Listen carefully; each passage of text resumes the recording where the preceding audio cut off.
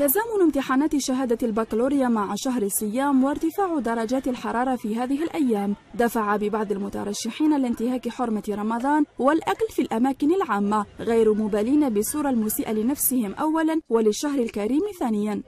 والله واش نقول لك، سخانه بزاف، ما لقيناش وين نريحوا، ما لقيناش. شوفي حتى الجنينه هذه تعمرت، ما كاش كيفاش تريفيزي كيما اليامات تاع الفطار، ماشي كيف تروحي الفاست فود ولا كاين ولا غير كاين. شحال من واحد تصيبو يشعل كارو، واحد تاكل نورمال في وجهك. الله يهديهم وان شاء الله ربي يقولوا كيما نقولوا يغفر لهم. ما عادش نقول دوك اللي فطر يعني للضروره، كان مريض ولا زعما طاحت له السكر ولا طاح له لا طونسيون، ان شاء الله يعني ربي يكون يشفيه، يكون ان شاء الله في ادعوا لي كان ان شاء الله اللي ما كانش ان شاء الله ربي يهديه ان شاء الله. هذاش نطلبوا لهم. فطروا قدام الناس قاعد تشوف، هما يشربوا في الماء، ياكلوا نورمال.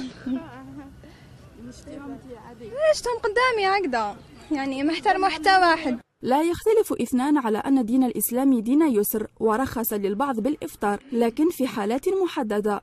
لا يجوز، لا يجوز له أن يخصص الإفطار من اليوم، وإنما ينبغي له أن يصوم حتى إذا أصابه الأرق والتعب، إذا أصابه إلى درجة أنه لا يستطيع المقاومة يجوز له أن يشرب الماء، أما أن يبيت الإفطار من الليل فلا يجوز. نسأل الله سبحانه وتعالى أن يعفو عنهم، ونحن نقول ننصحهم بعدم التمادي في هذه، لأن هذا يؤدي إلى انتهاك حرمة رمضان وميوعة الدين.